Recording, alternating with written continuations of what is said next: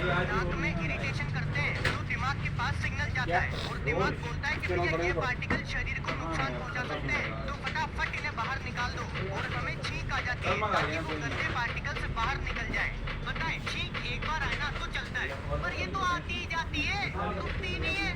खैर, छींक आते वक्त हमारी आंख इसीलिए बंद हो जाती है क्योंकि वो जो गंदे पार्टिकल्स अभी अभी नाक से बाहर निकले वो आंख में न चले जाए। इसीलिए छींक इतने प्रेशर के साथ आती है कि आज छींक सामने वाले की आंख में जाए, अपनी आंख